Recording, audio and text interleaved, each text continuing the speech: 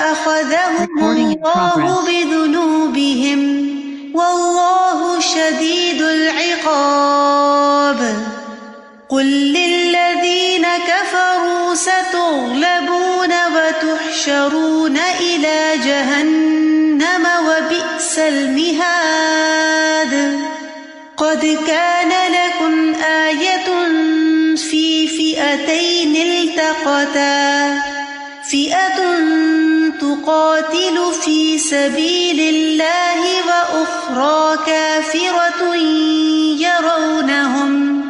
يرونهم مثل. السلام علیکم ورحمۃ اللہ وبرکاتہ. علیکم وعلیکم السلام السلام ورحمۃ اللہ وبرکاتہ.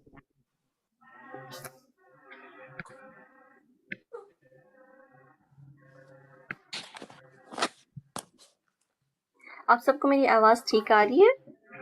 آ رہی ہے جی. جی جی صحیح. آپ لوگ حیران ہو رہے ہوں گے کہ آج ڈفرینٹ آواز ہے. کوئی بات ایکچولی نہیں. آپ کی جو سسٹر آمنہ ہے وہ تھوڑا سا بزی تھیں تو ان کے بہاف پہ آج میں کلاس لوں گی. ٹھیک ہے تو چلیں جی ہم کلاس شروع کرتے ہیں. آپ کو اسکرین نظر آ رہی ہے؟ آ رہی ہے جی. اوکے چلیں ہم باقاعدہ کلاس شروع کرتے ہیں.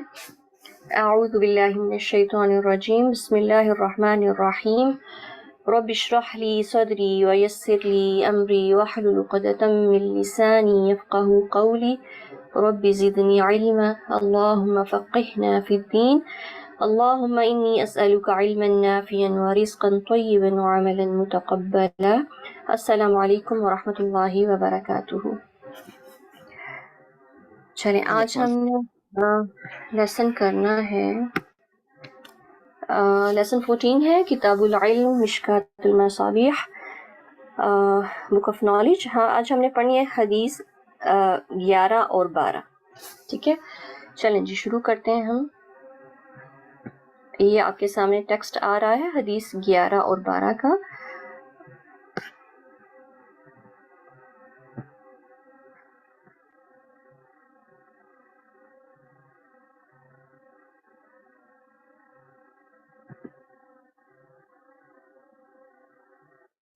نحمده ونصلي على رسوله الكريم اما بعد فاعوذ بالله من الشيطان الرجيم بسم الله الرحمن الرحيم رب اشرح لي صدري ويسر لي امري واحلل عقدة من لساني يفقهوا قولي.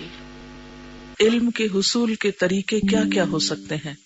پڑھنا، سننا، دیکھنا، غور و فکر کرنا. ایک تو ذرائع آپ کے اپنے اندر ہیں، ٹھیک ہے، اور وہ ہیں آپ کی آنکھیں، کان اور دل، دماغ، جس کے بارے میں قرآن پاک میں آتا ہے ان السمع والبصر والفؤاد کل اولئک کان عنہ مسئولا. ان السمع بے شک کان، والبصر اور آنکھیں، والفؤاد اور دل، کل اولئک یہ سارے کے سارے، کان عنہ مسئولا ان سے سوال کیا جائے گا، ان سب سے پوچھ ہوگی. آنکھوں کا بھی حساب ہوگا، کانوں کا بھی ہوگا، دل کا بھی ہوگا. تو یہ کس چیز کا ہوگا کہ کانوں سے کیا سنتے رہے، آنکھوں سے کیا دیکھتے رہے، اور دل میں کیا سوچتے رہے، دل کن خیالات کی آماجگاہ بنا رہا. خواہ ہم اس بات کا احساس کریں یا نہ کریں ایسا ہوگا. تو انسانی جسم میں یہ جو 3 فیکلٹیز ہیں خاص طور پر یہ بڑی اہم ہیں.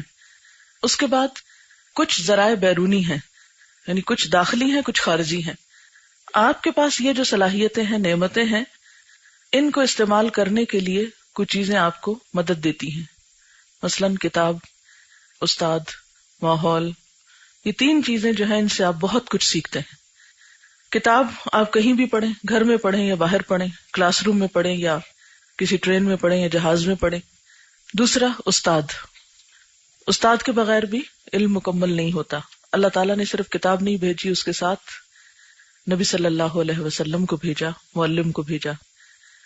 لیکن صرف کتاب اور استاد ہی کافی نہیں ہوتا، اس کے ساتھ ساتھ وہ ماحول بہت اہم ہوتا ہے جس میں آپ سیکھتے ہیں.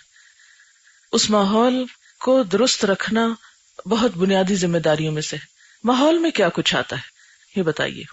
ماحول کا لفظی معنی کیا ہے؟ جو آس پاس ہو. آپ کے ارد گرد ہو. آپ کے ارد گرد میں کیا ہوتا ہے؟ انسان ہوتے ہیں اور مختلف چیزیں ہوتی ہیں. یعنی دو بڑی اہم چیزیں ہوتی ہیں آپ کے آس پاس. ایک ہوتے ہیں انسان اور دوسرے ہوتے ہیں اشیاء. ٹھیک ہے، پرسنز اینڈ تھنگس. اب انسانوں میں پھر آپ کے ارد گرد کون انسان ہے؟ This is very important. آپ وہی کچھ ہیں جو آپ کے ارد گرد کے لوگ ہیں. آپ کے ارد گرد کے لوگوں میں یہاں کون کون ہوتا ہے؟ آپ کی کلاس فیلوز ہیں اور باقی آپ کے اساتذہ وغیرہ ہیں. کچھ چیزیں آپ مجھ سے سیکھتے ہیں، کچھ آپ اپنے انچارجز سے سیکھتے ہیں، کچھ آپ آپس میں بھی سیکھتے ہیں. عموماً ہم اس بات کو تو اہمیت دیتے ہیں جو ایک فارمل ٹیچنگ ہوتی ہے، یعنی کلاس میں ہم نے بہت اٹینٹو بیٹھنا ہے اور بہت اچھی طرح سننا ہے اور بہت اچھی طرح پڑھنا ہے تاکہ ہمارا امتحان پھر اچھا ہو، ٹیسٹ اچھے ہوں، نمبر اچھے ہیں وغیرہ وغیرہ.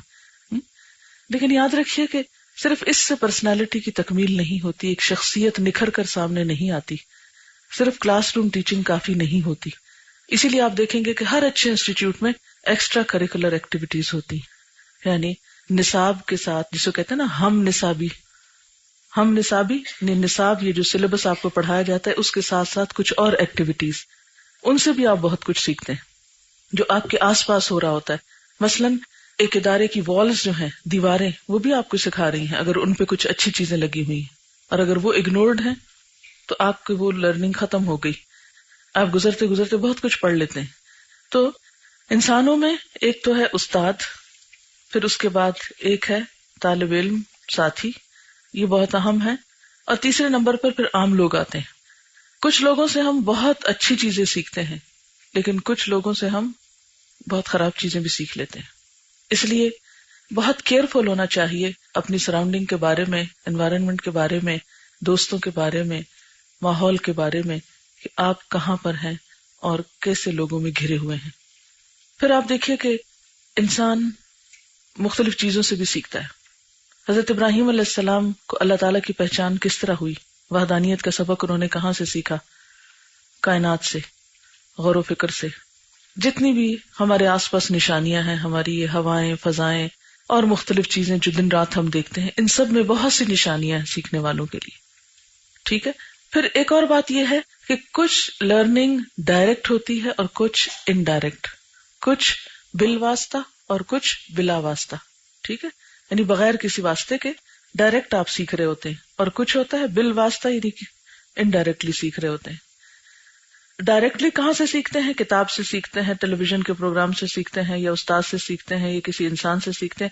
اور انڈائریکٹلی آپ کن چیزوں سے سیکھتے ہیں؟ تمام چیزوں سے جو آپ کے آس پاس ہوتی ہیں، ان سب میں سے آپ کو، چاہے وہ انسان ہو، وہ آپ کو کچھ نہیں سکھا رہے. مثلا دو لوگ آپس میں باتیں کر رہے ہیں، وہ آپس میں باتیں کر رہے ہیں، لیکن ان کی باتیں اگر آپ کے کان میں پڑ رہی ہیں تو کیا آپ کچھ سیکھ رہے ہیں اس سے؟ جیسے ایک ہوتا ہے نا اسموکر، تو اسموکر جو کچھ اسموک کرتا ہے وہ تو اسموک اس کے اندر جاتا ہے، اس کو نقصان دیتا ہی ہے.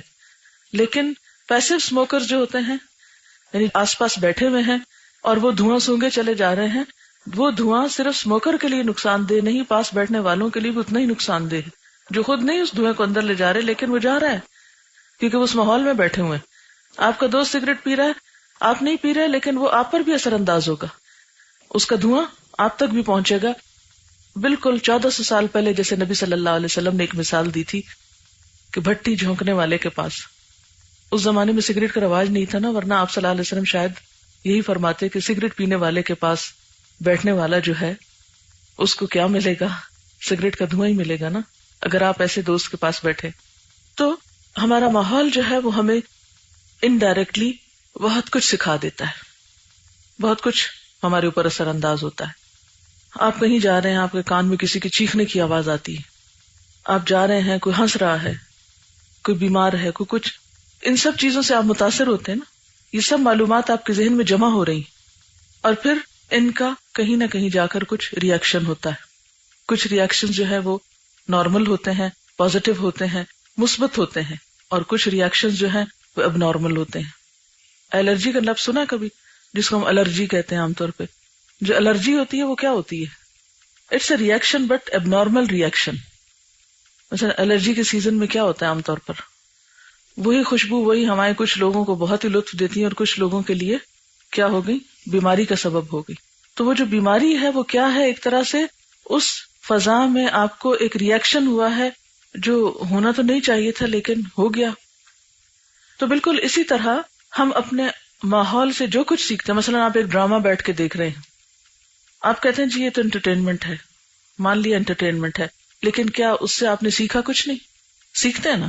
اسی طرح اور بہت سی چیزیں ان سے آپ براہ راست نہیں، انڈائریکٹلی سیکھ رہے ہوتے ہیں، لیکن سیکھ رہے ہوتے ہیں.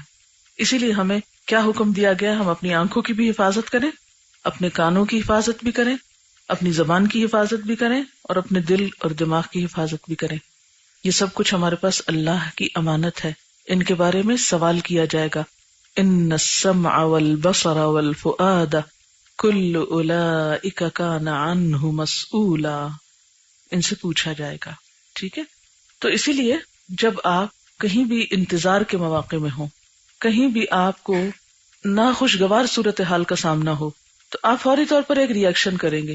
کچھ لوگ اس کو بہت نارمل لیں گے، مثلا لائٹ چلی گئی، کچھ لوگ بہت نارمل لیں گے، انا للہ و انا الیہ راجعون پڑھ کے اپنا کام کریں گے. اور کچھ لوگ کیا کریں گے؟ ہاں، میجورٹی ہمارے معاشرے میں لائٹ کے جانے پر کیسا ری ایکشن کرتی؟ اب نارمل ری ایکشن. یہ ایک اب نارمل ری ایکشن ہے. This is a fact, this is a reality. چلی گئی ہے، آپ ایکسپٹ کریں اس کو. اگر آپ اس کو ایکسپٹ نہیں کریں گے اور اس سے اس وقت آپ نیگیٹو ری ایکشن کوئی بھی کریں گے، اب نارمل ری ایکشن کریں گے، تو اس سے آپ کو فائدہ تو کچھ نہیں ہوگا، آپ خود ہی کچھ لوز کریں گے. ورنہ تکلیف آنے پر، مثلا لائٹ ہی کے جانے پر، جیسے آپ صلی اللہ علیہ وسلم کا چراغ بجھ گیا تو آپ نے اس وقت یہ پڑھا، تو یہ بھی ایک تکلیفوں میں سے ایک تکلیف ہے نا. تو جو شخص تکلیف پہنچنے پر انا للہ و انا الیہ راجعون پڑھ لیتا ہے تو اس کے لیے کیا حکم ہے، یا اس کے لیے کیا اجر و ثواب ہے؟ تو اس کے لیے اجر لکھ لیا جاتا ہے، لیکن ہاں کرنے والے کے لیے تو کوئی اجر نہیں لکھا جاتا. تو کچھ لوگ ایسی تمام ناخوشگوار، ناپسندیدہ، ان ایکسپیکٹڈ ایسی چیزوں کو بہت کیجولی لیتے ہیں، بہت نارمل لیتے ہیں. ہو گیا، بس ہو گیا، سو بٹ ہونا تھا ہو گیا. اب اس پہ کتنا شور مچائیں، کتنا رونا دھونا کریں، کتنا پریشان ہو، نہیں، پریشان ہونے سے اب کچھ نہیں ملے گا. اب آپ کو کیا کرنا ہے؟ اس وقت اس ڈیفیکلٹی کو یا اس چیلنج کو یا اس مشکل کو اب آپ کو فیس کرنے کے لیے اپنے آپ کو تیار کرنا ہے. الرجی کے سیزن میں کیا کیا جاتا ہے اس کو فیس کرنے کے لیے؟ ویکسینیشن ہوتی ہے، دوا لی جاتی ہے، یا پھر وہ جگہ چھوڑ دی جاتی. ایسے ہی ہوتا ہے نا. تو بالکل اسی طرح اگر آپ سمجھتے ہیں کہ آپ کے اندر اتنا اسٹیمنا ہے کہ آپ اس کو فائٹ کر سکتے ہیں، کچھ دوائی وغیرہ کے ساتھ سپورٹ آپ کو مل جاتی ہے تو فائٹ کر لیتے ہیں. اگر آپ سمجھتے ہیں کہ نہیں کوئی چیز آپ کے لیے فائدہ مند نہیں ہے تو آپ فوراً وہ جگہ چھوڑ کے، وہ شہر چھوڑ کے دوسرے شہر میں چلے جاتے ہیں. ٹھیک ہے نا. بالکل اسی طرح ہمیں بھی یا تو اس سچویشن سے ڈیل کرنے کے لیے فوری طور پر اپنے اندر کوئی پازیٹیو چیز ایسی لانی ہے، کوئی پازیٹیو ایکٹیویٹی، یا پھر یہ کہ اس جگہ کو چھوڑ کر کچھ اور کام کرنا ہے. اگر تو اس وقت یہاں پر لان ہوتا، کوئی باہر پلے گراؤنڈ ہوتا، تو میں لازماً آپ سے کہتی کہ اس کے 10 چکر لگا کر آئیں جب تک لائٹ آتی ہے. کیونکہ مشکل یہ ہے کہ ہم لوگ جو پڑھنے پڑھانے لگتے ہیں تو بالکل اپنی فزیکل فٹنس اور اپنے ایکسرسائزز وغیرہ کو بھول جاتے ہیں، اور نتیجہ کیا ہوتا ہے کہ سال بھر بیٹھ کے پھر بعض اوقات بیماریوں کا شکار بھی ہو جاتے ہیں. لیکن یہ ہے کہ وہ تو یہاں اویلیبل نہیں، مشکل تھا. لیکن ایک اور چیز جو ہو سکتی ہے وہ یہ کہ ہم ود ان دا لمٹس اندر ہی یہاں بیٹھ کر کوئی ایسی ایکٹیویٹی کر لیں. تو اس میں ہمیشہ جب بھی کوئی ایسی سچویشن پیش آئے فوراً اچھے مشورے دیں. میں ہمیشہ اسٹوڈینٹس کے مشوروں کو اپریشیٹ کرتی ہوں، سجیشنز لائیں، اور اس میں سے پھر جو آپ کے ٹیچر ہیں وہ اس میں جو زیادہ بہتر چیز سمجھیں گی وہ اس کے مطابق آپ کو بتائیں گی کہ اب ہمیں یہ کر لینا چاہیے. اب مثلاً آپس کا تعارف، آپس میں ایک دوسرے سے جان پہچان، یہ بھی بڑے اہم کاموں میں سے ہے. تو کوئی بھی سچویشن، کل کے لیے آپ اپنا ہوم ورک لکھ لیجئے کہ دن میں کتنی چیزیں آپ کو ناخوشگوار پیش آئیں، آپ کی مرضی کے خلاف کتنی دفعہ صورتحال پیش آئی، کتنی ایسی سچویشنز آپ کو دیکھنی پڑی جو آپ کی مرضی کے خلاف تھیں.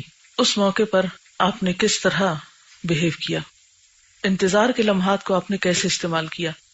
پھر انشاءاللہ میں چند ایک لوگوں سے پوچھوں گی، پھر ان کے تجربے سے آپ فائدہ اٹھائیے. انتظار کے لمحات، مثلاً جو لوگ گاڑی میں جاتے ہیں، اگر خود ڈرائیو کر رہے ہیں فار ایگزامپل، ریڈ لائٹ آ گئی، کیا کریں گے آپ؟ ہاتھ پہ ہاتھ رکھ کے بیٹھے رہیں گے، 2-4 دفعہ کسی کو کوس دیں یا کوئی اور پریشانی کریں، یا یہ ہے کہ آپ اگلے اشارے پر پہنچنے سے پہلے ہی اتنی تیز گاڑی چلا دیں کہ اب تو مجھے اسے کراس کر کے جانا ہے، میں مزید نہیں ویٹ کر سکتی. ایک اور صورت کیا ہو سکتی، آپ کو رکنا پڑ گیا، اب کیا کریں گے آپ؟ کیونکہ بعض اشارے 1-2 منٹ کے بھی ہوتے ہیں، 3 منٹ تک کے بھی ہوتے ہیں. کیا کریں گے؟ آس پاس دیکھ کے آبزرویشن ذرا خطرناک کام ہے، اس لیے کہ ہمارے ہاں ٹریفک لائٹس پر عموماً taxi drivers, van drivers, truck drivers وغیرہ ہوتے ہیں، اور ان کا مشغلہ بھی آس پاس دیکھنا ہوتا ہے، اور جو کافی خطرناک مشغلہ ہے. آپ نے دیکھا ہوگا کہ اکثر وین میں جو لوگ بیٹھے ہوتے ہیں وہ گھور گھور کے دیکھنا شروع کر دیتے ہیں دوسری گاڑی میں، جو بہت پریشان کن صورتحال ہوتی ہے. اور یہ بھی حیرت کی بات ہے کہ یہ ہمارے ملک میں ہی زیادہ رواج ہے یا کچھ اور اسلامی ممالک میں. اگر آپ ویسٹ میں چلے جائیں تو آپ کو شاید ہی کوئی ایسا شخص ملے کہ جو اپنی گاڑی میں بیٹھ کر اپنا کوئی کام کرنے کی بجائے دائیں اور بائیں کی گاڑیوں میں لوگوں کو جھانک رہا ہو. ٹھیک ہے، ہاں اگر آپ کسی ایسی جگہ پر ہیں کہ جہاں اور گاڑیاں نہیں کھڑی اور اللہ کی قدرت آپ کو نظر آ رہی ہے، سڑک کے پار کوئی باغ نظر آ رہا ہے، اس صورت میں آپ دیکھ لیں. لیکن پھر بھی میں یہی ایڈوائز کروں گی کہ دائیں بائیں نہ دیکھیں، کیونکہ ہو سکتا ہے اشارہ کھل جائے اور پیچھے والی گاڑی آپ کو ہارن دینا شروع کر دے، اور اس میں کہ وہ جو سر ڈھکی لڑکی بیٹھی اس کو اتنا ہوش نہیں کہ اشارہ کھل گیا ہے اور اس کو آگے بھی جانا ہے. ٹھیک ہے نا. اور کیا کر سکتے ہیں؟ مثلا کوئی نہ کوئی ذکر کریں، اور جی ہاں کوئی بھی آڈیو کیسٹ آپ لگا کر گاڑی میں سن سکتے ہیں. مثلا یہ جو آج کل حذیفی کی آپ سن رہے ہیں 3 times والی، اس کی سورۃ البقرہ ہم نے ایک چھوٹی پیکنگ میں اویلیبل بھی کی تھی. اس کو آپ گھر جا کے بھی ریپیٹڈلی سنتے چلے جائیں. آپ دیکھیں گے کہ سورۃ البقرہ ختم ہونے تک آپ کا پروننسیشن بہت حد تک درست ہو چکا ہوگا. کیونکہ ان السمع پہلے کان کی بات ہے. یعنی مثلا آپ دیکھ نہیں سکتے، چھوٹا بچہ ابھی اٹھ کے بیٹھ نہیں سکتا، آنکھیں نہیں کھول سکتا، لیکن وہ سن رہا ہوتا ہے، حتیٰ کہ ماں کے پیٹ میں بھی سن رہا ہوتا ہے. تو سننا جو ہے سب سے افیکٹو اور سب سے بہترین ذریعہ ہے سیکھنے کا، اور خاص طور پر پروننسیشن اور لینگویج، اس کے لیے تو سنے بغیر چارہ ہی نہیں. کان سے کیا پڑھتے ہیں؟ بیج. اور زبان کیا ہے؟ پودا. اسی لیے نبی صلی اللہ علیہ وسلم نے گفتگو کو زبان کی کٹائی سے تشبیہ دی ہے. جس طرح ایک کھیت کاٹا جاتا ہے، اسی طرح زبان سے نکلے الفاظ کیا ہیں؟ ہماری کھیتی ہے، چاہے تو اچھی کاٹیں چاہے تو خراب. تو ایک طریقہ یہ ہو سکتا ہے کہ آپ گاڑی میں کیسٹ لگا کے سنتے رہیں. اچھا ایک اور چیز، یہ بعض اوقات 2-3 چیزیں ہمارے سامنے ہوتی ہیں، ہم یہ ڈیسیژن نہیں لے پاتے اس وقت ہمارے لیے زیادہ بہتر کیا چیز ہے. ٹھیک ہے نا. مثلا اگر آپ کا امتحان ہو کل، تو آج آپ کیا کریں گے؟ امتحان کی تیاری کریں گے، یا آپ کہیں جی علم کی کتابیں تو بہت ہیں، میں ذرا آج فلاں اسکالر کا لیکچر سن لوں. وہ سننا چاہیے آپ کو، اس سے منع نہیں کیا جا رہا، لیکن کل آپ کا امتحان ہے، اس لیے پہلے ذرا آپ اپنا سبق تو پڑھ لیں. یہ بالکل ایسے ہی کہ فرض چھوڑ کر اگر کوئی شخص کہ مجھے نفل پڑھ کے بڑا سکون آتا ہے، وہ پہلے فرض اذان ہو چکی ہے، فرض تو پڑھ لیں پھر نفل پڑھ لیں. ٹھیک ہے نا. تو اسی طرح مثلاً ابھی آپ بیٹھ کر تکبیریں پڑھ رہے تھے، تو ٹھیک ہے تکبیریں پڑھنے میں، اللہ کا ذکر کرنے میں کوئی حرج نہیں، بہت ثواب اور نیکی کا کام ہے. اور اس کے بعد آپ نے قرآن پاک شروع کیا. میرے خیال میں جو قرآن پاک آپ نے شروع کیا یہ زیادہ بہتر استعمال ہے وقت کا. کیوں؟ تاکہ آپ زیادہ زیادہ پریکٹس کریں. یہ آپ سے زیادہ ریلیونٹ چیز ہے. گھر جاتے ہوئے آتے ہوئے فارغ اوقات میں آپ ذکر کریں بے شک، لیکن اس سے زیادہ امپورٹنٹ چیز اس وقت، ان دنوں، اس سال میں کیا ضرورت ہے کہ یہ سال جو آپ کو ملا ہے اس میں آپ اپنے لیے ایک ٹارگٹ رکھ لیں کہ ہر قیمت پر، ہر صورت میں مجھے قرآن پاک کو ٹھیک طرح پڑھنا ہے. جن لوگوں کی عربی بہت غلط ہے وہ درست کرنے کے بارے میں پوری طرح کانشیس ہو جائیں، کیونکہ اللہ کی کتاب ہے، کوئی کھیل نہیں ہے کہ ہم وقت گزار دیں اس کے ساتھ. پوری طرح جاں فشانی کریں. جن لوگوں کی عربی کچھ درست ہے وہ کیا کریں؟ اپنے قواعد کو اور زیادہ بہتر بنائیں. جن لوگوں کو قواعد وغیرہ بھی آتے ہیں تو وہ اپنے لہجے کو درست کریں، عربی لہجہ اپنائیں. اور قاری حذیفی کے بارے میں آپ کو معلوم ہے کہ کون ہیں؟ مسجد نبوی کے امام ہیں، اور PhD ہیں تجوید میں. کوئی معمولی نہیں ہے وہ. ہم میں سے کوئی بھی تجوید میں PhD نہیں ہے یہاں پر. ٹھیک ہے. تو اس لیے ان سے سیکھنا اور ان کے انداز کو اختیار کرنا، کیونکہ یہ ایک تعلیمی انداز ہے ان کا. ویسے قاری غامدی کا بھی بہت خوبصورت ہے، لیکن وہ تاثیر کے لیے اچھا ہے کہ جب تفسیر آپ کو سمجھ آ جائے، ترجمہ آ جائے، تو پھر آپ قاری غامدی کو سنیں تو کیا ہوتا ہے، وہ ایک دل میں اترتی ہے بات. میری ایک اسٹوڈنٹ تھی پچھلے، جب کراچی بیچ کا شروع ہوا تو انہوں نے جب پہلے دن ہم نے سورۃ الفاتحہ لگائی تو نیکسٹ ڈے انہوں نے لکھ کر بھیجا کہ میں نے میوزک کے بارے میں بہت کچھ پڑھا سنا ہوا تھا کہ یہ سننا جو ہے وہ درست نہیں اور بہت گناہ ہے، لیکن میں چھوڑ نہیں پاتی تھی. کلاس میں آنے کے بعد جب پہلے دن قاری غامدی کی سورۃ الفاتحہ لگی تو اس کے بعد میرا میوزک سننے کو دل ہی نہیں چاہا. میرے دل سے اتر گیا کہ مجھے اتنی خوبصورت آواز لگی اور اتنا زیادہ اس نے میرے دل پر اثر کیا. تو ایک حقیقت ہے کہ ان کی آواز بہت خوبصورت اور بہت ہی دل میں اترنے والی ہے. لیکن یاد رکھیے سیکھنے کے لیے پھر سر نہیں، الفاظ اور حروف کی ادائیگی پہ توجہ بہت ضروری ہے. ٹھیک ہے. بعض لوگ تجوید کا کیا مطلب سمجھتے ہیں؟ سر لگانا.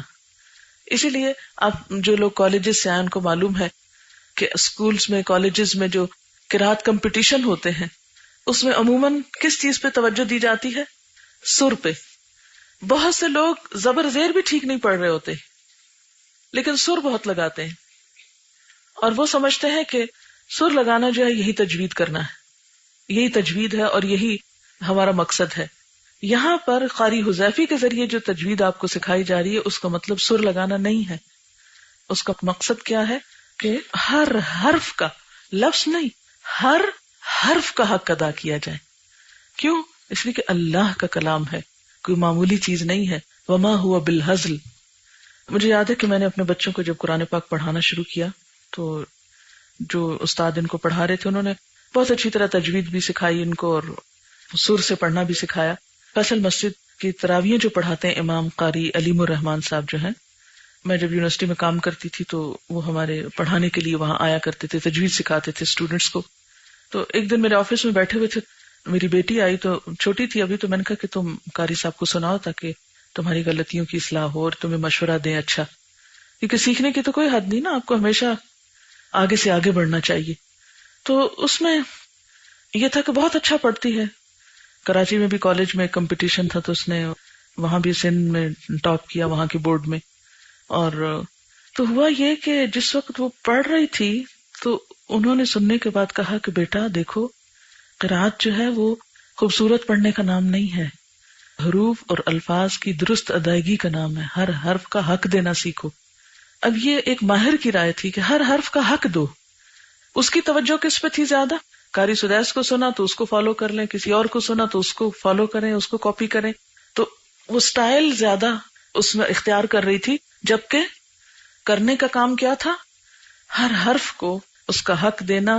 اور پھر اگلا مرحلہ کیا آتا ہے؟ خوبصورت ادائیگی کے ساتھ پڑھنا. تو آپ میں سے ہر شخص خود کو پہچانے، اس کو کس چیز کی اسٹیج پر ضرورت ہے، اس کو کیا کرنا ہے اور اسے کیسے کرنا ہے. تو انشاءاللہ آپ اس کا پھر صحیح فائدہ اٹھا سکیں گے قرآن پاک کے پڑھنے کا. تو آئندہ کہیں بھی جیسے گاڑی میں آپ رکے ہیں، ایک تو یہ کہ گاڑی چلتی بھی جائے تو ساتھ ساتھ آپ اس کو لگائے رکھیں اور ساتھ دہرائیں، اپنا منہ بھی کھولیں، لیکن بہت اونچی آواز میں نہیں کہ سننا بھی جائے. ساتھ سنیں اور دھیمی آواز میں دل میں اس کو دہرائیں تاکہ آپ کے اندر ٹریکس بنے اس کو سن سن کر. تو انشاءاللہ اس سے آپ بہت جلد امپروو کریں گے. اچھا، کل کا جو آپ کا تھا ہوم ورک، اس میں ایک سوال آپ کو لکھوایا گیا تھا کہ کیا علم کی خاطر میں دوسری چیزیں قربان کر سکتی ہوں یا دوسری چیزوں کی خاطر علم کو قربان کرتی ہوں؟ آپ نے سوچا اس پر، اپنا جائزہ لیا؟ چلیے پھر مجھے ایک آدھ آواز آ رہی ہے، ویسے باقی تو خاموشی ہے. چلیے تو مجھے یہ بتائیے کہ آپ میں سے علم کے لیے کس نے کیا قربان کیا، مثلا کل سے آج تک؟ چند ایک لوگ اگر کچھ بتا دیں. جی آپ فرمائی. نیند قربان کی انہوں نے اپنے رشتہ داروں کی ملاقات قربان کی. جی مثلا آپ میں سے سب کو ہوم ورک ملا تھا کہ گھر جا کر کسی نہ کسی کو کوئی اچھی بات ضرور بتائیں. اب ظاہر ہے کہ آپ ہاسٹل میں ہیں مثلا تو نہیں بتا سکتے، ایک دوسرے کو بتاتے بھی ہیں تو وہ ٹھیک ہے، لیکن گھر میں بھی تھوڑی تھوڑی بات ضرور لکھیں جو آپ سیکھتے ہیں، جو آپ کو خود بہت متاثر کر جاتی ہے. ہر ایک کو مختلف چیزیں دل پہ لگتی ہیں نا اپنے حالات کے مطابق، تو اس ایک چیز کو بھی آپ مینشن کر سکتے ہیں. میں آپ کو ایک عربی کی سینگ سناتی ہوں اور وہ ہے زر غبن تزدد حبن. زر غبن تزدد حبن. زر کا مطلب ہے زیارت کرو، یعنی ملاقات کرو. غبن غائب ہو کر، یعنی ایک دن بیچ میں مس کر جاؤ، تو اس سے کیا نتیجہ نکلے گا؟ تزدد زیادہ ہو جائے گی، حبن محبت. جی آپ یہ کہتے ہیں کہ جتنی دیر واک کرتی ہوں اتنی دیر سورۃ البقرہ جو شروع سے پڑھ رہی ہیں اس کو زبانی یاد بھی کر رہی ہیں. گھر میں آپ بعض اوقات بیمار ہوتے ہیں تو آپ بہت لو فیل کرتے ہیں، لیکن یہاں تو آپ کی انرجیز بہتر ہوتی ہیں کیونکہ ہر طرف سے ایک ایمان کی انرجی آپ کو پہنچ رہی ہوتی ہے، تو سن کے بھی آپ بہت اچھا فیل کرنے لگتے ہیں، چاہے آپ بہت ایکٹیولی کسی دن پارٹیسپیٹ نہ بھی کر پائیں. اچھا، جن طالبات نے بیرون ملک تعلیمی اداروں کی علمی کارکردگی کا ذکر کیا تھا، کیا آپ نے اسے کسی اور کے ساتھ شیئر کیا؟ میں نے کہا تھا نا، یہ جو کہانیاں ہیں کسی اور کے ساتھ ضرور شیئر کریں. ہاتھ ریز کریں کتنے لوگوں نے کیا. کیا یہ ہاسٹل والوں کے ہاتھ نیچے ہوتے ہیں یا اور لوگ بھی بھول جاتے ہیں جا کے؟ جو لوگ کام نہیں کرتے وہ لوز کرتے ہیں، نقصان اٹھاتے ہیں. یہاں آنے کا فائدہ پورا نہیں ہوگا اگر آپ ہمارا ساتھ نہیں دیں گے، آپ کوآپریٹ نہیں کریں گے. جو ہم آپ کو کہتے ہیں اگر آپ کرتے چلے جائیں. دیکھیں، استاد کے حوالے اپنے آپ کو اس طرح کرنا پڑتا ہے جیسے مردہ اپنے آپ کو نہلانے والے کے حوالے کر دیتا ہے. وہ جس طرح ہاتھ اٹھاتا ہے وہ اٹھا دیتا ہے، جس طرح رکھتا رکھ دیتا ہے. وہ پانی ڈالتا ہے، گرم ڈالے ٹھنڈا ڈالے. اگر ویسے کوئی ہمیں نہلائے تو ہم کتنی چیخیں مارے، جیسے بچے عام طور پر چیختے چلاتے رہتے ہیں نا. لیکن ایک مردہ کیا کرتا ہے؟ اس بیچارے کو نہیں پتا کہ ٹھنڈا پڑ رہا ہے یا گرم پڑ رہا ہے. ہر ایک کے پانی کا انداز مختلف ہوتا ہے نا. شاور آپ اپنی مرضی سے فٹ کرتے ہیں. تو اس لیے جب تک آپ استاد کو سبمٹ نہیں کریں گے، اپنا آپ حوالے نہیں کریں گے، آپ کی تربیت نہیں ہو سکے گی. کیونکہ استاد آپ کو ایک نئی شخصیت میں موڑنا چاہتا ہے، مولڈ کرنا چاہتا ہے، ڈھالنا چاہتا ہے. اور اگر آپ اس کو لائٹلی لیں گے تو کورے نکلیں گے یہاں سے. ٹھیک ہے. اچھا، اسی طرح ہیبرو یونیورسٹی کے بارے میں کسی کو بتایا، اور یہ معلومات بالکل نئی ہوگی لوگوں کے لیے، کیونکہ لوگ نہیں جانتے کہ اسرائیل میں اصل چیز کیا ہے جو ان کو اتنی پاورفل بنا رہی ہے. اچھا، ہمارا عام کانسیپٹ کیا ہے کہ اسرائیل کس وجہ سے پاور میں ہے؟ ایک مشہور جملہ ہم بولتے ہیں، امریکہ کی پشت بنائی اس کو. ٹھیک ہے، ہوگی، مانتے ہیں. لیکن اگر کوئی شخص اپنے پاؤں کھڑا نہ ہو سکے تو کسی اور کو پکڑ کے چل سکتا ہے؟ یعنی اگر ہماری اپنی ٹانگیں کام نہ کرتی ہوں تو دو لوگ بھی ہم دائیں بائیں پکڑ لیں تو ہم تو قدم بھی نہیں اٹھا سکتے. کہ اٹھا سکتے ہیں؟ اگر ایک پیرالائز شخص ہو تو اس کو آپ چلا سکتے ہیں؟ نہیں چلا سکتے. تو بالکل اسی طرح اگر اسرائیل خود کام نہ کرے، خود محنت نہ کرے، خود پڑھے نہیں، تو اتنی دور بیٹھا امریکہ اس کو کیا کچھ دے سکتا ہے. اور پھر دوسری بات یہ کہ سوچنے کی بات، ہمیں کبھی سوچنا چاہیے کہ آخر امریکہ کو اسرائیل سے اتنی دلچسپی کیوں ہے؟ اصل میں مشکل یہ ہے، ہم خود اپنی عقل کم استعمال کرتے ہیں. ہماری انڈیپینڈنٹ سوچ کوئی نہیں، ہم دوسروں سے ایک دم انفلوئنس ہو جاتے ہیں. وہ فلانے نے کہہ دیا کہ یہ امریکہ یہ کر رہا ہے، ہم کہتے ہیں ہاں امریکہ یہی کرتا ہے. وہ اپنی عقل نہیں استعمال کرتے. کسی نے کہہ دیا کہ وہ فلاں پالیٹیشین ایسا، تو ہم کہتے ہیں ہاں ویسا ہے. خود کچھ نہیں دیکھا نہ سوچا. یعنی ہماری رائے عموماً لوگوں کی رائے کے تابع اور غلام ہوتی ہے، خود نہیں سوچتے ہم. ٹھیک ہے، اس میں کچھ فیکٹس ہوتے ہیں، حقیقت ہوتی ہے، لیکن ہم تصویر کا دوسرا رخ نہیں دیکھتے. ہم ہر وقت یہ بات سنتے بھی ہیں، سناتے بھی ہیں، بار بار کہتے بھی ہیں، لیکن ہم اور اسباب جاننے کی کوشش ہی نہیں کرتے. اچھا چلیے، اسرائیل کا ساتھ تو امریکہ دے رہا ہے، امریکہ کو کون دے رہا ہے؟ آپ سوچنے کی بات ہے نا. فلاں اس لیے کام کر رہا ہے چونکہ اس کے پاس تو یہ اور یہ سہولتیں ہیں، میرے پاس ہے نہیں، اس لیے میری تو چھٹی، میرے تو کام کی ضرورت ہی نہیں ہے، میں تو کر ہی نہیں سکتی. یہ بہت بڑے بڑے ایکسکیوزز ہیں کام نہ کرنے کے. دیکھیے، جب تک آپ امپاسبل سے نہیں نکال دیں گے اور پاسبل کے لیے نہیں کام کریں گے کہ امپاسبل کو پاسبل بنانا، اس وقت تک کچھ نہیں ہو سکتا. اس زمین کے اوپر اللہ تعالیٰ نے انسان کو اختیار دیا، عقل دی ہے، سمجھ دی ہے. جو اسے استعمال کرے گا وہ دنیا میں بھی کامیابی پائے گا. چلیے ایک حدیث ہم آج کی پڑھ لیتے ہیں تاکہ ہمارا آج کا ٹارگٹ پورا ہو سکے. وعن انس رضی اللہ عنہ قال كان النبي صلى الله عليه وسلم إذا تكلم بكلمة أعادها ثلاثا حتى تفهم عنه، وإذا أتى على قوم فسلم عليهم سلم عليهم ثلاثا رواہ البخاری.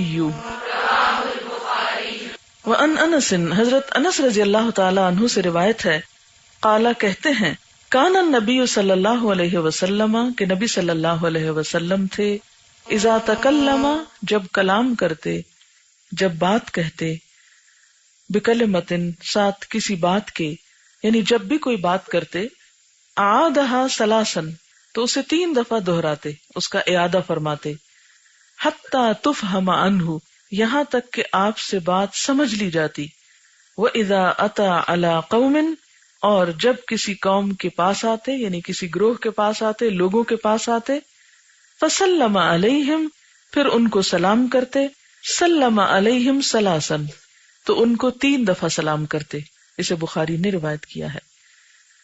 اب اس حدیث سے تو یوں لگتا ہے جیسے آپ ہر بات 3 ٹائمز ریپیٹ کرتے تھے یا آپ ہر ایک کو 3 دفعہ سلام کرتے تھے. یہ نہیں ہے اس حدیث کا مفہوم. اس حدیث کا مفہوم کیا ہے کہ جب آپ کوئی اہم بات بتاتے کسی کو، کچھ سکھا رہے ہوتے تھے اور بات مشکل ہوتی تو اس کو 3 دفعہ تک بھی ریپیٹ کر دیتے تھے. ہمارا حال کیا ہے؟ اگر ہم کسی کو 1 دفعہ بات بتا دیں اور کوئی پوچھ بیٹھے یہ کیا کہا آپ نے، ہم کہتے ہیں سنا نہیں تھا. پھر اگر دوسری دفعہ ایک بات بتاتے ہیں تو تیسری دفعہ تو بہت ہی مشکل ہے کہ کسی کو کوئی بات ریپیٹ کر دیں، لیکن آپ 3 دفعہ تک ریپیٹ کر دیا کرتے تھے اور 3 دفعہ میں پھر بات سمجھ آ جاتی. آپ کو یاد رہے کہ آپ صلی اللہ علیہ وسلم کی مجلسوں میں لوگوں کے پاس کاپی پین نہیں ہوتے تھے، سب کچھ اورلی اخذ کیا جاتا تھا، یعنی منہ زبانی جس کو کہتے ہیں. آپ بولتے تھے، لوگ اتنے غور سے سنتے تھے کہ اس کو دلوں پر لکھتے تھے. کچھ لوگ لکھا بھی کرتے تھے آپ کی باتیں، مثلا حضرت عبداللہ بن عمرو بن العاص جو تھے وہ آپ کی حدیث لکھ لیا کرتے تھے. تو کسی نے ان سے کہا کہ یہ تم ہر بات لکھتے جا رہے ہو تو بعض اوقات آپ صلی اللہ علیہ وسلم ناراض بھی ہوتے ہیں، بعض اوقات آپ خوشی میں ہوتے ہیں، تو تم ہر بات لکھ رہے تھے، ہر چیز ہی لکھتے جا رہے ہو. تو انہوں نے وہ بات حضور صلی اللہ علیہ وسلم کو بتائی تو آپ نے فرمایا کہ تم لکھو، خدا کی قسم میرے منہ سے حق بات کے سوا کچھ نہیں نکلتا. یعنی خواہ غصے کا عالم ہو یا پھر خوشی کی بات ہو، حق بات کے سوا کچھ نہیں منہ سے نکلتا، اس لیے ہر بات لکھ سکتے ہو. وہ لکھتے تھے. یعنی بعض لوگوں کا خیال ہے نا کہ حدیث بالکل ہی لکھی نہیں گئی، ایسی بات نہیں ہے. آپ کے دور میں بھی لکھی گئی لیکن it was not a common practice. یہ ہر وقت نہیں ہوتا تھا. ٹھیک ہے. اچھا، جب ہر وقت نہیں ہوتا تھا ایسے تو میجورٹی یا اکثریت کس طرح سیکھ رہی تھی؟ اورلی، زبانی. تو اس میں جب آپ ایک بات فرماتے تو جب آپ محسوس کرتے کہ بات سمجھ نہیں آئی تو دوسری دفعہ سے تیسری دفعہ، تاکہ بات پوری طرح سمجھ آئے، جس کے لیے کہا گیا حتی تفہم منہ. اسی طرح آپ صلی اللہ علیہ وسلم کے سلام کرنے کا انداز کیا تھا کہ ہر وقت 3 دفعہ نہیں کرتے تھے. آپ نے سلام کیا، جواب نہیں آیا، پھر کیا کرتے؟ تو 3 دفعہ تک سلام کرنا کب ہوتا ہے؟ جب جواب نہ آئے. اور 3 دفعہ کے بعد کیا ہے کہ انسان واپس چلا جائے. ایک صورت تو یہ تھی. دوسرا معنی یہ بھی کیا گیا ہے کہ 1 دفعہ آپ سلام کرتے تھے اجازت لینے کے لیے گھر سے باہر، دوسری دفعہ اندر آ کر، اور تیسری دفعہ رخصت ہوتے وقت. سمجھ گئے؟ جیسے آپ صلی اللہ علیہ وسلم کسی قوم کے پاس یا کسی کے گھر میں جاتے تو کیا کرتے؟ گھر کے باہر سے دوسروں کو مانوس کرنے کے لیے، کیونکہ قرآن پاک میں آتا ہے کہ سورۃ النور کی آیت ہے، یا ایھا الذین آمنوا لا تدخلوا بیوتا غیر بیوتکم، اے لوگ جو ایمان لائے ہو گھروں میں داخل نہ ہو سوائے اپنے گھروں کے، یعنی اوروں کے گھر میں بے وجہ نہ چلے جایا کرو. حتی تستأنسوا، یہاں تک کہ تم مانوس کر لو، وتسلموا علی اہلہا، اور تم اس گھر کے رہنے والوں پر سلام بھیج لو. ذالکم خیر لکم، یہ تمہارے لیے بہتر ہے. لعلکم تذکرون، شاید کہ تم نصیحت پکڑو. اس زمانے میں بیل وغیرہ تو نہیں ہوتی تھی، بعض گھروں پہ دروازے بھی نہیں ہوتے تھے، کپڑے وغیرہ کے ڈلے ہوئے ہوتے تھے. آپ جب باہر ہوتے تو کیا فرماتے؟ السلام علیکم. لوگوں کو پتا چل گیا آپ تشریف لائیں، کہتے آپ تشریف لائیے، اندر آئیے. اب اندر آ گئے، اب کیا کرتے تھے؟ سامنے دیکھ کر السلام علیکم ورحمۃ اللہ، 2 ہو گئے. اور پھر جب رخصت ہوتے تو پھر رخصتی کے وقت السلام علیکم. اس طرح آپ کا سلام 3 مرتبہ ہوتا تھا جب آپ کسی کو ملاقات کے لیے جاتے تھے.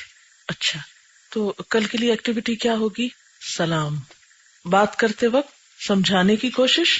مثلا آپ کو یہ بتایا گیا کہ آپ جب گھر جائیں تو دوسروں کے ساتھ اپنی ان معلومات کو شیئر کیا کریں جو یہاں آپ سنتے ہیں. اب یہ نہیں کہ جب آپ بتانے لگے تو اتنی تیز بات کریں کہ دوسرے کے پلے کچھ نہ پڑے، یا یہ ہے کہ آپ اس کو پوری طرح سمجھائیں نہیں. اگر کسی نے پلٹ کے پوچھ لیا کہ اچھا 1 دفعہ پھر بتاؤ تو اس کو بتائیں. ٹھیک. حتی تفہم عنہ، یہاں تک کہ آپ سے بات سمجھ لی جاتی تھی. کیونکہ اگر بات سمجھ ہی نہ کسی کو آئے تو وہ تو بتانا اور نہ بتانا برابر ہو گیا نا، اور اگر الٹا سمجھ آ رہا ہے تو اور زیادہ نقصان دہ ہو گیا. ٹھیک ہے. اور دوسرا یہ ہے کہ سلام کی عادت. سلام کے بارے میں کسی کو کوئی اور حدیث آتی؟ ایک مسلمان کے دوسرے مسلمان پر 5 حقوق ہیں اور ان میں سے ایک یہ کہ سلام کا جواب دے. جی بولیے. جی ہاں، قرآن پاک میں آتا ہے اذا حییتم بتحیۃ فحیوا باحسن منها او ردوها. جب تم دعائے زندگی دیے جاؤ تو تم بھی جواب میں اس سے بہتر کہو یا ویسا ہی کہو. جی نبی صلی اللہ علیہ وسلم نے قسم کھا کر یہ بات فرمائی کہ تم اس وقت تک جنت میں نہیں جا سکتے جب تک کہ مومن نہ ہو، اور تم مومن نہیں بن سکتے جب تک کہ آپس میں محبت نہ کرو. کیا میں تمہیں وہ طریقہ نہ بتا دوں کہ جس کی وجہ سے تم آپس میں ایک دوسرے سے محبت کرنے لگو تاکہ جنت میں داخلہ آسان ہو؟ کیا میں تمہیں وہ طریقہ نہ بتاؤں کہ جس سے تم باہم محبت کرنے لگو؟ وہ ہے افشوا السلام بینکم، آپس میں سلام کو رواج دو. اور کس طرح؟ اس کو بھی سلام کرو جسے تم پہچانتے ہو اور اس کو بھی کرو جس کو تم پہچانتے نہیں. سلام میں پہل کرنے والے کو زیادہ نیکیاں ملتی ہیں. لیکن ایک بات اس میں ضرور دھیان رکھیے کہ بعض اوقات ہم سلام کو اتنا لٹکا کے کرتے ہیں، السلام علیکم ورحمۃ اللہ وبرکاتہ. یہ عام طور پر ایسا نہیں کرنا چاہیے، اس سے سلام کا مذاق بنتا ہے. تلاوت کی شکل میں جواب دینے کی ضرورت نہیں ہے، بلکہ کیا کرنا چاہیے؟ وعلیکم السلام ورحمۃ اللہ وبرکاتہ. کہیے ذرا. ابھی بھی لمبا ہے، چھوٹا کریے اس کو. شاباش، اب بہتر ہے. میں اس کے بعد لمبا جواب نہ سنوں. وعلیکم السلام ورحمۃ اللہ وبرکاتہ. کئی سیکنڈ صرف جواب دینے میں لگ جاتے. آپ کو پتا ہے یہاں پر آپ کا ایک ایک منٹ قیمتی ہے. کل ہم سن رہے تھے کہ ویسٹ میں لوگ سیکنڈز کاؤنٹ کرتے ہیں. میں جب فرسٹ ٹائم گئی تو وہاں پر انڈر گراؤنڈ ہوتے ہیں، ٹرینز چلتی ہیں، تو کئی دفعہ سفر کرنے کا اتفاق ہوتا تھا. تو جو ٹرین ٹائمنگز ہوتے تو مجھے بڑے عجیب لگتے تھے. مثلاً 7:02 پہ، تو میں کہتی تھی یہ 2 منٹ کون، وہ تو 2 ایسے ہی گزر جائیں گے. لیکن واقعی وہ 7:02 پہ ہی گاڑی آتی تھی. 7:04 میں کہتی 4 کس لیے، 5 ہی کریں. لیکن وہ 4 کا مطلب 4 ہے، 4 بھی کاؤنٹ کرتا ہے. ہمارے ہاں 5 منٹ تو کوئی چیز ہی نہیں، وہ 5 منٹ کاؤنٹ ہی نہیں کرتے. تو وہاں 5 منٹ نام کی، جس طرح ہمارے ہاں نا 5 منٹ یا 10 منٹ یا 15 منٹ پہ ہمارے، بلکہ ہم تو 4 حصوں میں گھڑی کو بانٹے ہوئے ہیں. لیکن وہاں منٹس تو کیا سیکنڈز بھی کاؤنٹ کرتے ہیں. لیکن ہم افسوس کہ مسلمان امت سب سے بڑی دولت یعنی وقت کو صحیح استعمال کرنا نہیں جانتی، اس کو ضائع کرتی. اسی وجہ سے ہم پیچھے ہیں. تو سلام کا جواب دینے میں آپ وقت کی رفتار کو یا وقت کے استعمال کو آدھا کیجئے، ٹھیک ہے؟ اور صرف وقت اچھی طرح نہیں استعمال کریں بلکہ بہترین طرح استعمال کریں.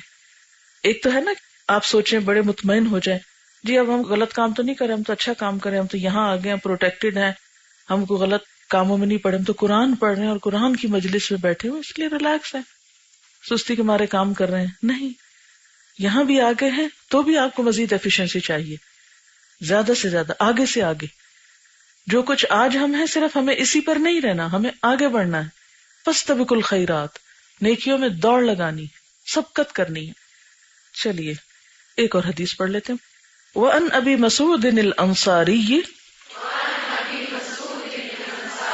قَالَ جَاءَ رَجُلٌ إِلَى النَّبِيِّ صَلَّى اللَّهُ عَلَيْهِ وَسَلَّمَ فَقَالَ إِنَّهُ أُبْدِعَ بِي فَأَحْمِلْنِي فَقَالَ مَا عِنْدِي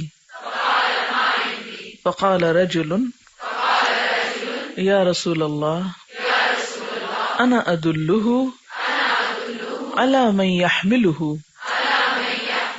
فَقَالَ رَسُولُ اللَّهِ صَلَّى اللَّهُ عَلَيْهِ وَسَلَّمَ مَنْ دَلَّ عَلَى خَيْرٍ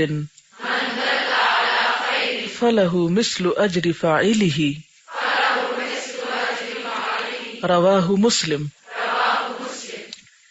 وعن ابی مسعود الانصاری، حضرت ابو مسعود انصاری سے روایت ہے، قال کہتے ہیں، جاء رجل آیا ایک شخص، الی النبی صلی اللہ علیہ وسلم نبی صلی اللہ علیہ وسلم کے پاس، فقال تو کہنے لگا، انہ بے شک وہ، ابدع بی میری سواری چلنے سے عاجز ہو گئی ہے، فاحملنی پس سوار کرائیے مجھ کو، یعنی مجھے سواری دیجیے. فقالا، تو آپ نے فرمایا ما عندی، میرے پاس نہیں ہے، یعنی میرے پاس کوئی مزید سواری نہیں ہے کہ میں تمہیں دے سکوں. فقال رجل، تو ایک شخص کہنے لگا، نہیں مجلس میں ایک اور شخص نے کہا کہ اے اللہ کے رسول صلی اللہ علیہ وسلم، انا ادلہ، میں اس کی رہنمائی کرتا ہوں، میں اس کو بتاتا ہوں، الا من یحملہ، اس کے بارے میں جو اس کو سوار کرا سکتا ہے، یعنی جو اسے سواری دے سکتا ہے. فقال رسول اللہ صلی اللہ علیہ وسلم، تو رسول صلی اللہ علیہ وسلم نے فرمایا، من دل علی خیر، جس نے خیر پر رہنمائی کی، یعنی خیر کی طرف کسی کو راستہ دکھایا، فلہ، تو اس کے لیے مثل اجر فاعلہ، مانند اجر اس کے کر لینے والے کے ہے. رواہ مسلم، اس کو مسلم نے روایت کیا ہے. با محاورہ ترجمہ سنیے.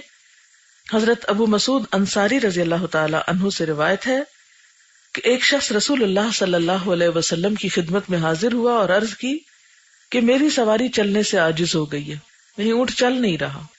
بعض اوقات جانور اڑی کرتے ہیں نا، جن کو کبھی جانوروں کی سواری کا اتفاق ہوا ہو، چلتے نہیں ہیں یا تھک جاتے ہیں یا کوئی بھی وجہ ہو جاتی ہے، جیسے آپ کی گاڑی بھی بعض اوقات سٹارٹ نہیں ہوتی. تو اس نے کہا کہ آپ مجھے سواری عنایت فرمائیے، یعنی آپ مجھے کچھ سوار ہونے کے لیے دیجیے. تو آپ صلی اللہ علیہ وسلم نے فرمایا کہ میرے پاس کوئی سواری نہیں ہے کہ میں تمہیں دوں. ایک شخص نے عرض کیا، یا رسول اللہ صلی اللہ علیہ وسلم، میں اسے ایسا شخص بتاتا ہوں جو اسے سواری دے دے. تو آپ نے فرمایا، جو شخص کسی بھلائی کی طرف رہنمائی کرے تو اسے بھی اتنا ہی ثواب ملے گا جتنا کہ اس بھلائی پر عمل کرنے والے کو ملتا ہے. کیا مطلب ہے اس حدیث کا؟ کتنی باتیں ہمیں اس میں سمجھ آتی ہیں.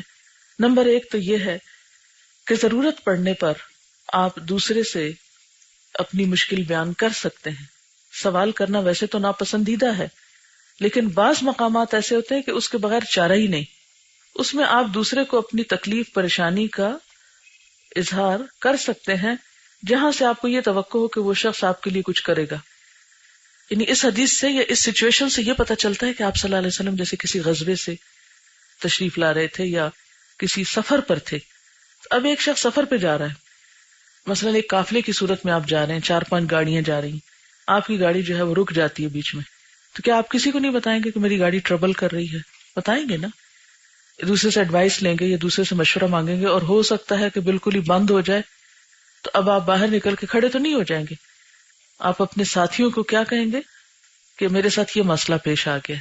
ایسی صورت میں ایسے مسئلے کو کسی کے آگے بیان کرنے میں حرج نہیں، لیکن چھوٹی چھوٹی چیزیں دوسروں سے مانگنا، اپنی پینسل سنبھال کے رکھنا اور دوسروں سے کہنا پینسل دے دو، یہ مانگنا برا ہے. اور جو شخص مال بڑھانے کے لیے مانگتا ہے، یعنی اس کو ضرورت نہیں ہے حقیقت میں لیکن بس عادت ہے اس کو مانگنے کی، تو وہ تو بہت ہی ناپسندیدہ چیز ہے. قیامت کے دن ایسے شخص کے نیل جو ہیں جیسے میٹل کے ہوں گے اور وہ اپنا منہ خود نوچے گا اور کوئی گوشت اس کے اوپر نہ رہے گا. یعنی دنیا میں بھی انسان کے لیے باعث عار ہے نا یہ چیز، آخرت میں بھی انسان کی ذلت کا سبب ہوگا. تو مانگنے سے پرہیز کرنا چاہیے. لیکن سچویشن میں نے آپ کو سمجھا دی کہ اس طرح کی مشکل میں آپ کو دوسرے کو اپنی تکلیف بتانا پڑتی. مثلا آپ بیمار ہیں، آپ کو سمجھ نہیں آ رہی، تو کیا آپ کسی کو نہیں بتائیں گے کہ میں بیمار ہوں، مجھے آپ ایڈوائس کریں یا مشورہ دیں یا میرے لیے کچھ کریں؟ اور خصوصاً جب آپ ایک گروپ کی شکل میں ہیں یا اکٹھے ہیں تو ایک دوسرے کی ضروریات کے بارے میں آپ کو کنسرن رہنا چاہیے. اچھا، اب آپ دیکھیے کہ آپ صلی اللہ علیہ وسلم کے پاس وہ آ کے کہتا ہے کہ آپ میرا کچھ کریں. آپ فرماتے ہیں کہ میرے پاس تو کوئی حل نہیں ہے. اب آپ دیکھیں، حالانکہ آپ اللہ کے رسول ہیں لیکن خزانے کس کے ہاتھ میں؟ سارے اللہ کے ہاتھ میں. یعنی آپ کے اوپر ایسی کیفیات آتی تھیں جو کسی بھی انسان پہ آ سکتی، حالانکہ آپ سے بڑھ کر اللہ کا محبوب کوئی نہیں تھا. تو آپ نے کہا کہ میرے پاس تو نہیں ہے کچھ ایسی چیز. اتنے میں یہ بات ہو ہی رہی تھی، اب 2 لوگ آپس میں بات کر رہے ہیں تو تیسرا بیچ میں سے بول پڑا. وہ کہتا ہے مجھے پتا ہے کسی کے بارے میں جو اس کی مدد کر سکتا ہے یا اس کی مشکل آسان کر سکتا ہے. تو اس پر آپ صلی اللہ علیہ وسلم بہت خوش ہوئے. اس سے ایک اور بات پتہ چلتی ہے اس زمانے کے مسلمانوں کا آپس میں تعلق کیسا تھا. کتنا ہیلپنگ ایٹیٹیوڈ ہے نا، کہ خود نہیں کر سکے تو فوراً اس کا پتہ بتایا جو مدد کر سکے. اچھا، ہمارا حال کیا ہوتا ہے اگر ہمیں پتہ بھی ہو تو ہم کیا کہتے ہیں؟ اچھا نا، مزہ چکھے، ہم کیوں بتائیں، ہم نہیں بتائیں گے اس کو. اچھا، تھوڑی تکلیف اٹھائے. ہم دوسروں کی تکلیف دیکھ کے خوش ہوتے ہیں. اور دوسروں کی نعمت دیکھ کر ہم جل اٹھتے ہیں اور بہت ناخوش ہوتے ہیں. حالانکہ مسلمان کا طریقہ کیا ہے، مسلمان کا اخلاق کیا ہے؟ وہ کیا کرتا ہے؟ دوسرے کی تکلیف دیکھ کر پریشان ہوتا ہے اور دوسرے کی خوشی دیکھ کر خوش ہوتا ہے. تو آپ صلی اللہ علیہ وسلم نے اس کو فرمایا کہ من دل علی خیر، جس نے خیر پر کسی کی رہنمائی کر دی، اس کو اتنا اجر ملا جتنا اس خیر کے کام کرنے والے کو ملتا ہے. کیوں اتنا بڑا اجر بتایا گیا؟ مثلاً آپ کہیں بیٹھے ہوئے ہیں، کوئی شخص اپنی کسی خاص بیماری کا ذکر کر رہا ہے، آپ کو پتا ہے کہ اس بیماری کا علاج فلاں جگہ پر زیادہ بہتر طریقے پہ ہوتا ہے، تو آپ کو اس موقع پر بخل نہیں کرنا چاہیے اور انٹرفیئرنس بھی نہیں کرنی چاہیے. موقع ہو تو آپ ضرور دوسرے کو بتائیے کہ ویسے فلاں جگہ بھی بہت اچھی ہے، آپ اس کو بھی ٹرائی کر سکتے ہیں. کسی کو سبق نہیں آ رہا، کوئی پریشان ہو رہا ہے، کوئی دل چھوٹا کر رہا ہے، آپ اس کو طریقہ بتا دیتے کہ دیکھو میں تمہیں بتاتی ہوں سبق کیسے یاد کرتے ہیں. اچھا، ایک ایکٹیویٹی آپ کل گروپ میں یہ بھی کیجئے کہ ہر شخص دوسرے کو یہ بتائے کہ وہ سبق کیسے یاد کرتا ہے، کیونکہ آج کل آپ کی مجھے معلوم ہے پریشانی یہی ہے کہ سبق کیسے یاد کریں. تو ایک دوسرے سے پوچھا کریں، ایک دوسرے کو بتایا کریں. اب دیکھیں، آئی نو کہ آپ ایک دوسرے کو پہچانتے نہیں، لیکن جب آپ چھٹی کے وقت کھڑے ہیں تو ایک دوسرے کو خود سلام کر کے السلام علیکم، آپ کہاں سے آتی ہیں، آپ کو پڑھنے میں کوئی مشکل تو نہیں ہو رہی، کیا پڑھ رہی ہیں، کیسے پڑھتی ہیں، مجھے بھی بتائیں، یا خود اس کو بتائیں، وٹ ایور. یعنی ایسے نیچرل طریقے سے باتیں کرتے ہیں. تو بجائے اس کے کہ بور ہو کے کھڑے ہوں، موڈ آف کر کے کھڑے ہوں، بے پرواہ ہو کے کھڑے ہوں، مجھے کسی سے بات کرنا ہی اچھا نہیں، یہ مسلمان کا اخلاق نہیں ہوتا. اور یہ بھی نہیں کہ آپ ہر ایک کے پیچھے پڑ جائیں اور اس کے سر پہ سوار ہو جائیں اور بے وجہ کے بولے چلے جائیں. مطلب حکمت کے ساتھ حالات اور ماحول کو دیکھتے ہوئے آپ ایک دوسرے سے کمیونیکیشن اختیار کریں اور اس میں اچھے اچھے مشورے دیں، اچھی اچھی ٹپس دیں دوسرے کو. اگر آپ کے اچھے مشورے کی وجہ سے کسی کو نیکی کا موقع مل گیا تو وہ سارا ثواب آپ کو بھی مل جائے گا، حالانکہ آپ نے خود نہیں کی. نیکی کرنا کوئی آسان تو نہیں ہوتا، لیکن آپ خود کرتے ہیں، مگر کسی خاص وجہ سے ایک خاص کام نہیں کر سکے، کسی دوسرے کو آپ نے بتا دیا، اس نے کر لیا، آپ کو اجر مل گیا. مثلاً آپ کے پاس سواری نہیں، لیکن آپ کو پتا ہے کہ فلاں بس میں جگہ خالی ہوتی ہے، فلاں طریقے سے دوسرا جا سکتا ہے، تو فوراً دوسرے کی مدد کرنے کے لیے سوچا کریں. تو جو لوگ یہ طریقہ اختیار کریں گے وہی کامیاب ہوں گے. اس پر آپ کو کیا ایکٹیویٹی دی جائے؟ مثلاً کیا کریں گے؟ تھیوری تو پڑھ لیا آپ نے، پریکٹیکل کیا کریں گے؟ آپ اپنے دل میں یہ تڑپ پیدا کریں گے کہ کسی کی زندگی میں کوئی نیکی میری وجہ سے آ جائے، میں اس کا سبب بن جاؤں، میں اس کا ذریعہ بن جاؤں. مثلا اپنے کسی چھوٹے بہن بھائی کو پڑھا دیں، کوئی چیز سکھا دیں، اپنی مدر کو کچھ سکھا دیں، کسی کو. یعنی اس میں بھی اصل میں کیا پہلو ہے؟ تعلیم دینے کا، سکھانے کا، نیکی کی راہ بتانے کا. ٹھیک، اوکے. تو آپ کیا لکھیں گے اپنے اوپر؟ پھر وہی ہوم ورک آگے جو تیسرے دن آ رہا ہے، تیسری دفعہ آ رہا ہے یہ ہوم ورک. کیا؟ کوئی اچھی بات کسی دوسرے تک پہنچانا، اور اگر اس نے اس اچھی بات کی وجہ سے کوئی اپنا عمل بدل لیا تو جتنا اس کا عمل بدلے گا، اس کا جتنا اسے ثواب ملے گا اتنا ہی ثواب آپ کو بھی ملے گا. اوکے. سبحانک اللہم و بحمدک نشہد ان لا الہ الا انت نستغفرک و نتوب الیک. والسلام علیکم و رحمۃ اللہ وبرکاتہ.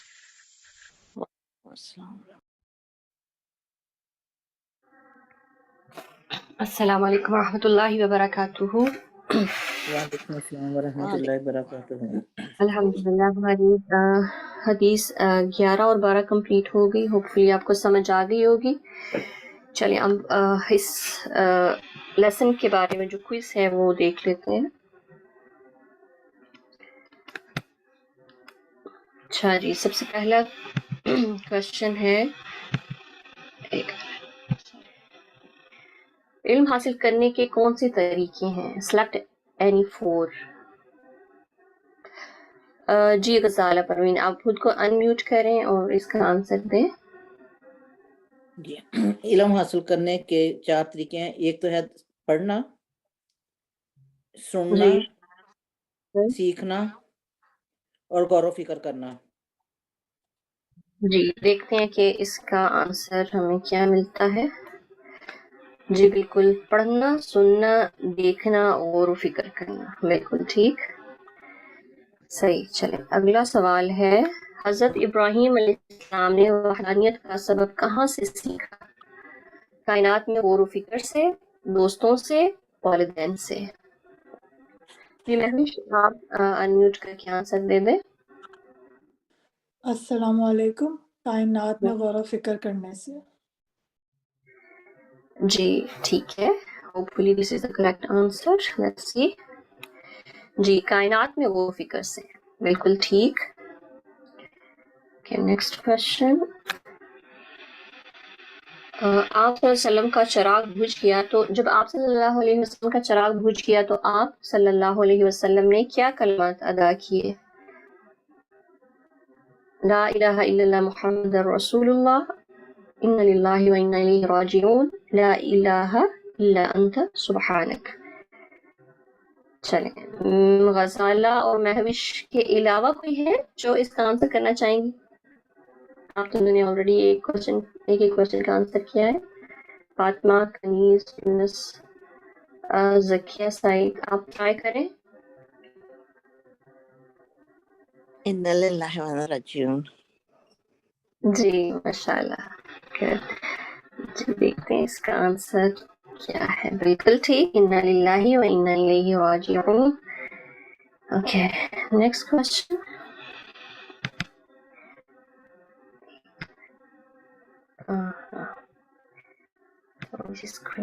اچھا کیا ہے یہ آپشن؟ ہر ایک حرف کا حق ادا کرنا، خوبصورت ادائیگی کرنا. سوری کوشچن مجھے ہمیں اللہ سبحانہ و تعالیٰ کی کتاب کو کیسے پڑھنا چاہیے؟ آپشنز ہیں ہر ایک حرف کا حق ادا کرنا، خوبصورت ادائیگی، صحیح طریقے سے پڑھنے کی کوشش. بس جو بچپن میں سیکھا ہے وہی کافی ہے. کیا آنسر ہو سکتا ہے اس کا؟ جی فاطمہ. السلام علیکم. ہر ایک حرف کا حق ادا کرنا. جی بالکل. ہر ایک حرف کا حق ادا کرنا. بالکل یہ تین اس میں آ جائیں گے، لیکن اس حدیث میں جو ہم نے پہلا جو موسٹ امپورٹنٹ چیز ہے وہ ہے کہ ہر ایک حرف کا حق ادا کرنا. پھر خوبصورت ادائیگی بھی آ جاتی ہے اور صحیح طریقے سے پڑھنے کی کوشش کرنا. جی بالکل یہ اللہ تعالیٰ کی کتاب کو پڑھنے کا طریقہ ہے. آپ صلی اللہ علیہ وسلم کن حالات میں 3 بار السلام علیکم کہا کرتے تھے؟ آپشن: گھر سے رخصتی کے وقت، گھر میں داخل ہونے سے پہلے، سلام کا جواب نہ آنے پر، جاگنے کے بعد، گھر سے باہر اجازت لیتے وقت، سونے سے پہلے. کون آنسر کرے گا؟ جی مہوش آپ بتائیں.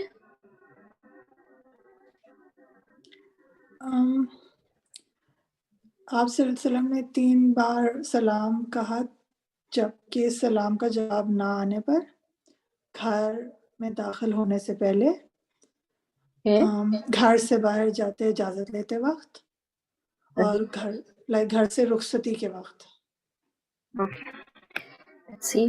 آنسر جی سلام کا جواب نہ آنے پر، گھر سے باہر اجازت لیتے وقت، جب گھر میں مطلب کہ انٹر ہو رہے ہیں، باہر کھڑے ہیں اجازت لینا چاہتے تب، گھر میں داخل ہونے سے پہلے، گھر سے رخصتی کے وقت. بالکل صحیح جواب.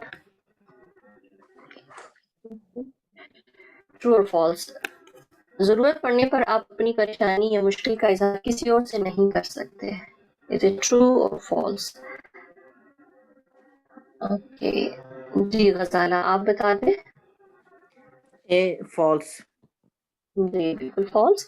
ہم نے کیا پڑھا تھا کہ ہم ایسا کر سکتے ہیں اور ہمیں اس میں جھجک نہیں چاہیے کہ ہم اپنی کسی پریشانی کا ذکر کسی سے کر دیں جس سے ہمیں کسی مدد کی امید ہو سکتی ہے. ٹھیک ہے. اگر ہم کسی کی مدد نہ کر سکیں تو ہمیں کیا کرنا چاہیے؟ اگنور کرنا چاہیے، چپ رہنا چاہیے، نہیں کر سکتے تو فوراً کسی اور کا بتا دینا چاہیے. جی مہوش آپ بتا دیں. نہیں کر سکتے تو فوراً کسی اور کا بتا دینا چاہیے. جی بالکل. کسی طرح سے بھی اگر ہم ہیلپ میں اپنا حصہ ڈال سکتے ہیں تو ہمیں ڈالنا چاہیے، چاہے کسی کی طرف ریفر ہی کر دیں جو کوئی ہیلپ کر سکتا ہے. ٹھیک ہے. نہیں کر سکتے تو فوراً کسی اور کو بتا دینا چاہیے. Correct answer.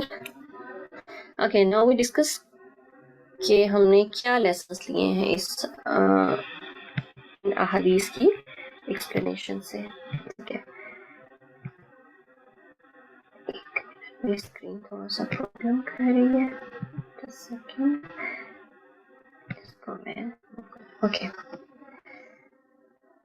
جی کچھ پوائنٹس ہیں جو ہم اپنے لیے لیسن لے سکتے ہیں اس میں سے.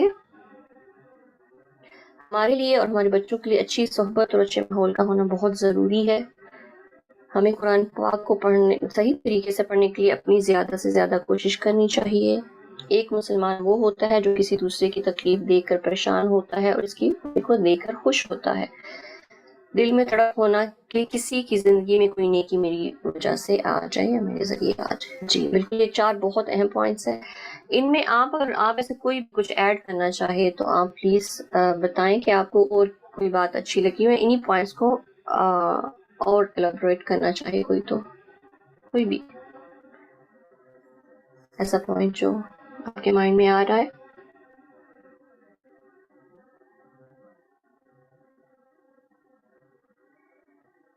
چلیں دیکھتے ہیں پہلا پوائنٹ. جیسے ہمارے لیے ہمارے بچوں کے لیے اچھی صحبت اور اچھے ماحول کا ہونا بہت ضروری ہے. یہ پوائنٹ آپ نے کہاں سے کہاں سے ڈیڈیوس کیا ہے؟ اس کا کیا مطلب ہو سکتا ہے؟ شروع میں جب استاذہ نے بولا تھا نا کہ ہمیں ہر چیز افیکٹ کرتی ہے، ٹھیک ہے، صرف استاد نہیں، جہاں پہ ہم جا رہے ہیں اس کا در و دیوار، پھر جس سے ہم ملتے ہیں ایوری ڈے یا جو دوست ہوتے ہیں سب ہم پہ امپیکٹ کر رہے تھے. اسی طرح ہمارے بچوں پہ بھی کر رہے ہوتے ہیں. تو ہمیں دھیان رکھنا چاہیے کہ ہمارے بچے جو ہیں وہ کس ماحول میں پل بڑھ رہے ہیں یا ان کے ارد گرد کیا ہو رہا ہے. تو ہمیں اس کے بارے میں بہت کانشیس ہونے کی ضرورت ہے. چلیں اگر کوئی پوائنٹ آپ کے ذہن میں نہیں ہے تو ان پوائنٹس کو اپنے مائنڈ میں رکھیں. ایک اور چیز آپ مجھے بتا دیں، لاسٹ میں استاذہ نے کیا ہوم ورک دیا تھا، عمل کی بات کیا بتائی تھی کہ ہمیں کیا کرنا ہے؟